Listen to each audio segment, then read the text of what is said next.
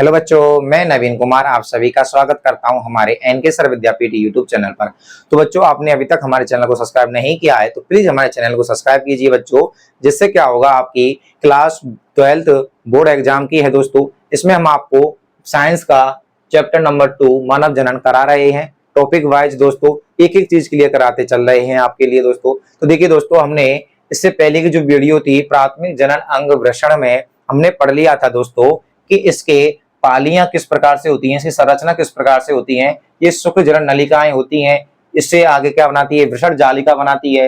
ये शुक्रवाहिका बनती है। ये एपिडिडिमिस यानी कि अधिवृषण बनती है, जिसकी लंबाई 6 सेंटीमीटर होती है बच्चों, ठीक है ना। तो ये शुक्रवाहिनी है जो ऊपर पहुंचते हुए लूप बनाती हुई आती है और जिसमें दोस्तों शुक्राशय से एक नलिका आती है जो दोनों को मिक्स होकर एक स्करण नलिका बनाती है, ठीक है ना बच्चों। यहां तक हमने आपको बता दिया था कि प्रोटिस्ट ग्रंथि से भी कुछ पदार्थ मिलता है और बल्बयुरोथर ग्रंथि से भी कुछ पदार्थ मिलता है, जिससे जाकर वीर्य का निर्माण बनेगा दोस्तों। आज हम इसको आपको बताएंगे कि जो शुक्राणु होते हैं वो किस प्रकार से बनते हैं और दोस्तों जो ये हमारी पालियां हैं, ठीक है ना, इसको हम दोस्तों आगे से एक तरह से दोस्तों हम साइड में खोलकर बताएंगे कि बच्चों इसके अंदर क्या क्या चीज है हमारी, जिससे हमारा शुक्राणु का निर्माण होता है। तो देखिए बच्चों, सबसे पहले बात आती है कि जो ये पाली है इसको बाहर निकालते हैं। तो देखिए बच्चों, हम क्या करते हैं, सबसे पहले इस पाली को इस प्रकार से बाहर निकाल लिया। जैसे माना ये पाली है हमारी, इसको हमने इस प्रकार से बाहर निकाला और ये बच्चों इसकी क्या हैं, हमारी 3 शुक्र जनन नलिकाएं हैं बच्चों, ठीक है ना। तो नंबर फर्स्ट स्टेज ये है बच्चों और सेकंड में क्या होगी ये, क्योंकि बच्चों इसमें क्या करते हैं, हम इस पाली को बच्चों इस प्रकार से काटते हैं, अर्थात अनुप्रस्थ काट। ओके बच्चों, तो हम कह सकते हैं कि जो पाली होती है हमारी, इसको हमने अनुप्रस्थ काट में काटा तो बच्चों ये हमको किस प्रकार से दिखेगी। तो देखिए बच्चों, ये हमको कुछ इस प्रकार से दिखती है। ओके, हम कह सकते हैं बच्चों, मैंने आपको पहले ही बता दिया था कि एक पाली में बच्चों 3 तो क्या है हमारी शुक्र जनन नलिकाएं होती हैं। क्या होती हैं बच्चों, शुक्र जनन नलिका होती हैं, जिसके बाहर दोस्तों ये क्या है, हमारा अंतराकाशी अवकाश है। ये क्या है बच्चों, अंतराकाशी अवकाश, ठीक है ना। ये क्या है बच्चों, हमारा अंतराकाशी अवकाश है। और इसमें दोस्तों मैंने बताया था कि इस स्पेस में आपकी लीडिंग सेल्स पाई जाती हैं बच्चों। क्या पाई जाती हैं, लीडिंग सेल्स पाई जाती हैं, जिसको हम अंतरा कोशिका या लीडिंग कोशिका कहते हैं, लीडिंग कोशिका कहते हैं। बताओ बच्चों, कोई परेशानी है क्या। ये तो मैंने आपको इसी वीडियो में बता दी थी, यानी कि इससे जो फर्स्ट वीडियो थी उसमें, ठीक है ना, कि ये क्या है हमारी लीडिंग, ये शुक्र जनन नलिकाएं होती हैं। ये अंतराकाशी अवकाश है, जैसे कि आपको दिखाई दे रहा है, जो ये ब्लैक कलर से दिखाई दे रही हैं ये हमारी लीडिंग कोशिकाएं होती हैं बच्चों, ठीक है ना। जो ये क्या करती हैं, हमारी लीडिंग सेल्स बच्चों हमारी टेस्टोस्टेरोन, ठीक है ना, यानी कि नर हार्मोन,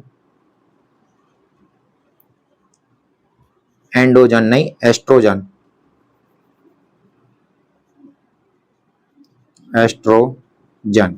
एंड्रोजन तो बच्चों महिलाओं में पाया जाता है। चलो, टेस्टोस्टेरोन और एस्ट्रोजन ये क्या है, लीडिंग सेल कोशिका ही क्या करती हैं, इसका स्रावित करती हैं, यानी कि निर्माण करती हैं।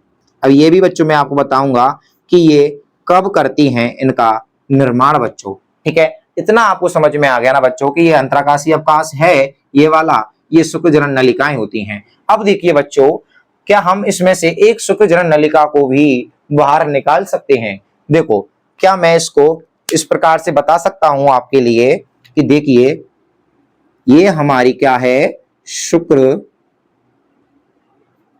जनन नलिका है बच्चों, ठीक है ना।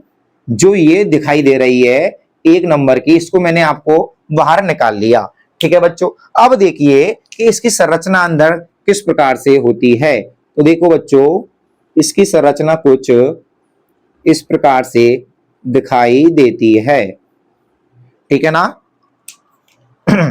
देखो 1 2 3 4, 1 2 3 4, 1 2 3 4, 1 2 3 4। ठीक है ना। जैसे आपको दिखाई दे रही है बच्चों, ये जो कोशिकाएं हैं हमारी, ठीक है ना, जो ब्लैक कलर से मैंने आपको दिखाई हैं बच्चों, इनको बोलते हैं नर जर्म। ठीक है ना, नर जर्म सेल्स दोस्तों, या फिर स्पर्मेटिव स्पर्मेटिव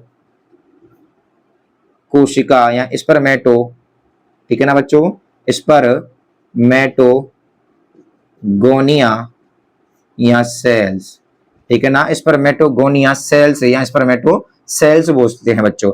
ठीक है ना, इसको शुक्र जनन नलिका भी कह सकते हैं, शुक्र जनन कोशिका। ठीक है बच्चों, क्या कह सकते हैं, शुक्र जनन कोशिका भी कह सकते हैं। अब बात आती है बच्चों, जो ये रेड कलर से दिखाई दे रही है बच्चों, ये कौन सी कोशिकाएं हैं। तो देखिए, जो ये रेड कलर से कोशिका दिखाई दे रही है, इसको बोलते हैं सर्टोली। क्या कहते हैं बच्चों, सर्टोली सेल्स कहते हैं। ओके, जो क्या करेंगी बच्चों, जो ये सर्टोली कोष होती है ना बच्चों, कोशिका होती हैं, जब शुक्राणु का निर्माण होता है वो उनको पोषण प्रदान करने का कार्य करती हैं। ठीक है ना।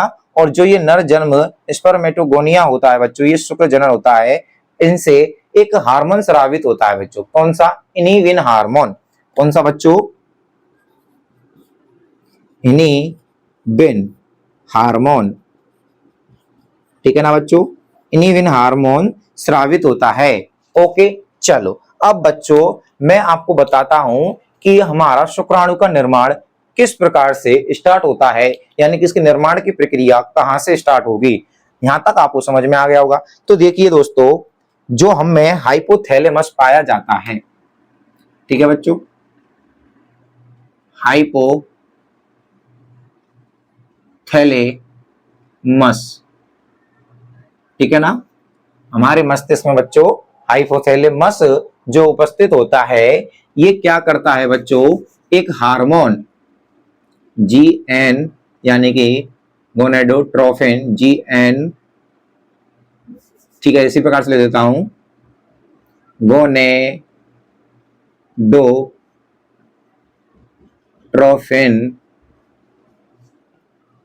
Releasing hormone. ठीक है ना बच्चों, गोनेडो यानी कि GN और RH, GnRH, gonadotrophin releasing hormone बच्चों। ठीक है ना, ये लीजिए, ये है, ये क्या करता है बच्चों, हमारे मस्तिष्क में उपस्थित पीयूष ग्रंथि। ओके बच्चों, पीयूष ग्रंथि को क्या करता है, प्रेरित करता है, प्रेरित। ओके, जिससे क्या करता है बच्चों, ये हमारे दो हार्मोन ICSH FSH। ठीक है ना, दो हार्मोन स्रावित होते हैं। कौन कौन से, ICSH बच्चों, जिसको बच्चों हम बोलते हैं एंटर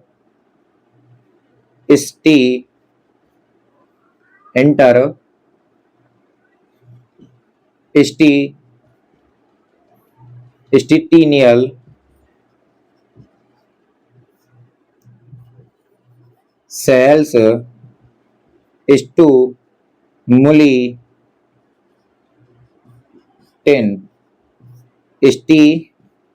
स्टिमुलेटिन हार्मोन बच्चों। ओके, बताओ, एंटर स्टिटिनियल सेल्स यानी कि कोशिका में स्टिमुलेटिन हार्मोन। और ये क्या होता है बच्चों, हमारा फॉलिक स्टिमुलेटिन, फॉलिक स्टिमुलेटिन हार्मोन। ओके बच्चों, ये दो हार्मोन हमारे स्रावित होते हैं, जो क्या करते हैं बच्चों, जो ये वाला हार्मोन है हमारा, ये हमारी दोस्तों जो ये कोशिकाएं होती हैं, कौन सी, अंतराकाशी कोशिकाएं होती हैं बच्चों, ठीक है ना, इनको प्रेरित करती है। क्या करती है कि जो हमारी लीडिंग सेल है, लीडिंग सेल्स, ठीक है ना, प्रेरित करता है। ओके, जिससे क्या होता है, जो हमारे टेस्टे स्टे एंड टेस्टोस्टेरोन होता है बच्चों, ठीक है ना, हार्मोन, एच मतलब हार्मोन, उसको स्रावित करने का कार्य करती है, यानी कि उनके लिए प्रेरित करती है कि भाई इसको रिलीज करो, यानी कि इसका निर्माण करो बच्चों, ठीक है ना। टेस्टोस्टेरोन और एस्ट्रोजन दोस्तों, ठीक है ना, हार्मोन जो होते हैं हमारे, उनको प्रेरित करने का कार्य कर देती हैं। क्या, जो हमारे इंटरस्टिमुलेटिंग सेल, जो स्टिमुलेटिंग हार्मोन जो होता है, ये लीडिंग सेल को प्रेरित करता है, अंतराकाशी कोशिकाओं को, ठीक है ना। तो हम कह सकते हैं कि जो हमारे टेस्टोस्टेरोन का हार्मोन का निर्माण होता है वो कहाँ होता है, अंतराकाशी अवकाश में होता है। ओके, अब देखिए बच्चों, जो ये उपस्थित है हमारा एफएसएच, ये क्या करता है, जो नर जन कोशिकाएं होती हैं बच्चों, ठीक है ना, ये क्या है, हमारी नर जन कोशिकाएं हैं, इनको प्रेरित करता है बच्चों। क्या करता है, नर जन कोशिकाओं को प्रेरित करता है, जो ये इनिविन हार्मोन उपस्थित है बच्चों हमारा, ठीक है ना। इनमें क्या है दोस्तों, हमारा इनिविन हार्मोन उपस्थित होता है। ये क्या करता है, हार्मोन उपस्थित, यानी कि इसका निर्माण होगा, और ये क्या करेगा बच्चों, इन कोशिकाओं के लिए पोषण का प्रदान करता है, ठीक है बच्चों। क्या करता है दोस्तों, सॉरी, ये तो दोस्तों क्या करेगा, हमारा इन कोशिकाओं के लिए एक तरह से उत्तेजक का कार्य करता है, जो हार्मोन स्रावित हो जाता है। और जो ये सर्टोली कोशिकाएं होती हैं, ये इनको पोषण के लिए प्रदान करती है। क्या करती है बच्चों, पोषण प्रदान करती है। कौन सी, सर्टोली सेल्स को पोषण प्रदान देने के लिए। ओके, तो आ गया ना समझ में बच्चों। अब यहाँ पर क्या होगा, जो शुक्राणु का निर्माण हो जाता है बच्चों, ठीक है ना, यानी कि ये तो क्या करती हैं बच्चों, शुक्राणु निर्माण का कार्य करती हैं। तो हम कह सकते हैं, ठीक है ना, जो ये एफएसएच हार्मोन जो होता है बच्चों, इन सर्टोली कोशिकाओं और जो नर जन्म जो कोशिकाएं हैं, ये क्या करती हैं बच्चों, सबसे पहले तो ये वाला जो होती है, ठीक है ना, इधर मैं लिख ही देता हूं पहले, जो नर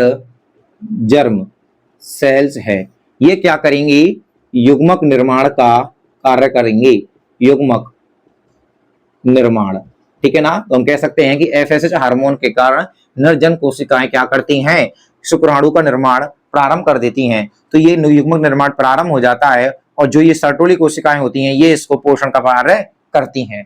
कंप्लीट बच्चों, यहां तक उम्मीद कर रहा हूं आपको समझ में आ गया होगा। अब क्या होगा बच्चों, इन सर्टोली कोशिकाओं में से जो ये नरजन कोशिकाएं होती हैं और जो सर्टोली कोशिकाएं होती हैं, ये शुक्र जनन कोशिकाओं से होता हुआ हमारा कौन सा युग्मक, नर युग्मक यहाँ पर पहुंचेगा वृषण जालिका में, और अधिवृषण से होता हुआ बच्चों इधर, और सेम इसी प्रकार से बच्चों ये ऊपर जाएगा हमारा, ठीक है ना, शुक्रवाहिनी से। अब क्या होगा बच्चों, जब ये ऊपर जाएगा और शुक्रवाहिनी से दोस्तों क्या आता है, मिलता है, पदार्थ आकर मिलते हैं, जिस पदार्थ में दोस्तों 70% दोस्तों क्या होता है, सुक्रोज होता है। क्या होता है बच्चों, सुक्रोज होता है। कहां से, शुक्राशय से, ठीक है ना, 70% सुक्रोज आकर मिलेगा, ठीक है ना, किसमें, हमारे युग्मक में, ठीक है ना, जो नर युग्मक शुक्राणु होते हैं उनमें आकर मिल जाएगा स्खलन नलिका में बच्चों, ठीक है ना। मैंने बताया ना आपको इससे पहले की वीडियो में, स्खलन नलिका में आकर ये मिल जाता है। जैसे मैं आपको बता ही देता हूं, जैसे ये हमारा शुक्राशय है, और इधर से लूप बनाकर ये नलिका आती है, ठीक है ना, तो इधर से भी एक नलिका इसमें आती है, और ये बन जाती है हमारी स्खलन नलिका बच्चों, ठीक है ना, जो कि हमारे जो शिश्न होता है, वृषण कोश होता है, ठीक है ना, अंदर की तरफ जो क्या होती हैं, दो शुक्राशय होते हैं, एक प्रोटेस्ट ग्रंथि होती है, एक वल्व ग्रंथि होती है बच्चों, ठीक है ना। तो हम कह सकते हैं जो शुक्राशय ग्रंथि है बच्चों, इससे 70% सुक्रोज आकर मिलता है, जो कैसा होता है, हमारा क्षारीय होता है। कैसा है बच्चों, क्षारीय होता है, ठीक है ना। किसमें मिल जाएगा, हमारे युग्मक में मिल जाएगा। तो ये सीमन बन जाता है बच्चों, क्या बनता है, हमारा सीमन बन जाएगा, ठीक है ना। अब ये सीमन तो यहां पर बन गया, इसके बाद क्या होगा बच्चों, अब इसमें जो प्रोटिस्ट ग्रंथि है हमारी, प्रोस्टेट ग्रंथि बच्चों, इससे भी पदार्थ आकर मिलता है, ठीक है ना, और ये 25 से 30% का निर्माण करती है, किसका बच्चों, हमारे इस चीज का, ठीक है ना। इधर बच्चों 60% से लेकर 70% और 80% तक इसका निर्माण करते हैं शुक्राशय। ठीक है, इसमें से दोस्तों जो पदार्थ आकर मिलता है ना बच्चों, ठीक है ना, वो भी कैसा होता है, हमारा क्षारीय होता है। आपको पता ही है बच्चों, जो प्रोटिस्ट ग्रंथि होती है ये हमारी दोस्तों पिंडकों के रूप में, ठीक है ना, पिंडकों के रूप में दोस्तों कई सारे पिंडक मिलकर एक प्रोटिस्ट ग्रंथि का निर्माण करते हैं, जो कि क्या होती है, हमारे जनन मार्ग से इस प्रकार से दोस्तों क्या होती है, इस प्रकार से मौजूद रहती है, यानी कि चिपकी रहती है। ठीक है ना, तो हम कह सकते हैं कि इससे 25 से 30% हमारे सीमन यानी वीर्य का निर्माण होता है, जो भी क्षार्य होता है बच्चों। ठीक है ना, जिसका कार्य क्या होता है बच्चों, इसमें देखना बच्चों, जो प्रोटिस्ट ग्रंथि है इसमें दोस्तों लाइसोजाइम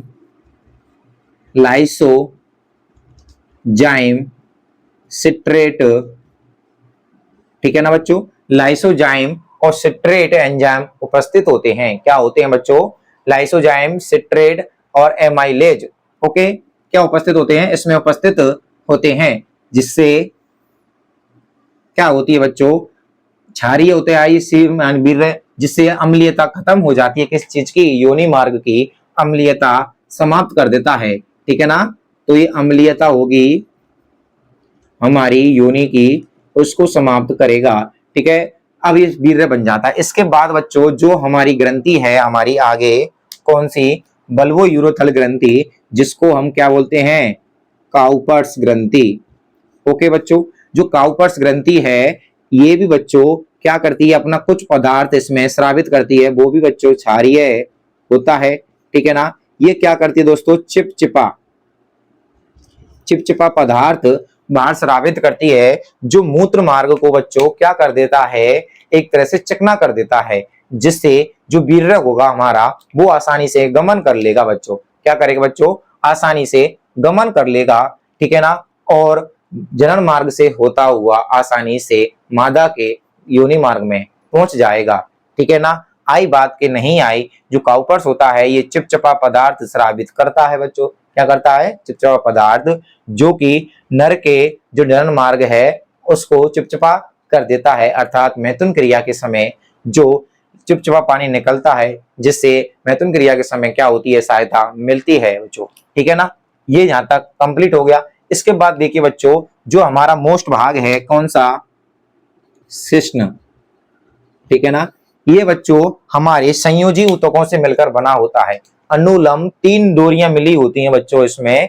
ठीक है ना, तो हम कह सकते हैं कि जो ये शिश्न होता है हमारा, एक तरह से बच्चों 3 अनुलंब डोरियों या ऊतकों से मिलकर बना होता है, संयोजी ऊतकों से। ठीक है ना बच्चों, संयोजी व पेशीय ऊतकों से, ठीक है ना, मिलकर बना होता है, जिसके कारण बच्चों क्या होता है, ये उत्थापनशील होता है, इरेक्शन यानी कि दोस्तों उठानशील होता है, जिससे क्या होता है, वीर्य का सेचन करना आसानी से हो जाता है मादा की योनि में बच्चों। ठीक है ना, इसी के सहायता से बच्चों आसानी से क्या हो जाता है, वीर्य को स्थानांतरण कर दिया जाता है, यानी सेचन कर दिया जाता है बच्चों। ठीक है ना, जो ये शिश्न होता है इसके आगे के सिरे पर दोस्तों एक पतली त्वचा की खाल पाई जाती है, यानी पतली त्वचा पाई जाती है, जिसको हम अग्रस्त बोलते हैं बच्चों। क्या बोलते हैं, अग्रस्त बोलते हैं। तो उम्मीद कर रहा हूं बच्चों, जो हमने आपको बताया था नर जनन तंत्र, आपको यहाँ पर कंप्लीट समझ में आ गया होगा बच्चों। ठीक है ना, हमने आपको बता दिया कि इसमें नर युग्मक का निर्माण किस प्रकार से होता है, प्राथमिक जनन अंग क्या होते हैं, सहायक कोशिकाएं क्या होती हैं, और बच्चों जो सहायक ग्रंथियां हैं वो कौन कौन सी होती हैं। सहायक ग्रंथि बच्चों शुक्राशय, प्रोटेस्ट, काउपर्स होती हैं बच्चों। ठीक है ना, और अंग मैंने आपको बता दिया था, शिश्न और वृषण प्राथमिक जनन अंग होते हैं। जो एपिडिडिमिस होती है ये प्राथमिक में आती है, इसकी लंबाई बता दी, शुक्रवाहिनी बता दी। ठीक है ना, शुक्राशय, ये सब मैंने आपको कंप्लीट करा दिया है। तो बच्चों ये हमारा नर जनन तंत्र यहाँ पर कंप्लीट हो जाता है। चलिए बच्चों, इससे आगे का जो हमारा टॉपिक रहेगा वो रहेगा मादा जनन तंत्र। तब तक के लिए दोस्तों धन्यवाद, जय हिंद दोस्तों। अगर आपको वीडियो अच्छी लगी है तो प्लीज हमारे चैनल को सब्सक्राइब करना ना भूलें, और अपने दोस्तों के साथ इसे शेयर करना भी ना भूलें दोस्तों। कुछ समझ में नहीं आया है तो मुझे कमेंट कीजिए कि सर इस स्थान से हमको समझ में नहीं आया है, तो मैं आपको उसको और अच्छी तरीका से समझाने की कोशिश करूंगा चित्र की सहायता से दोस्तों। धन्यवाद।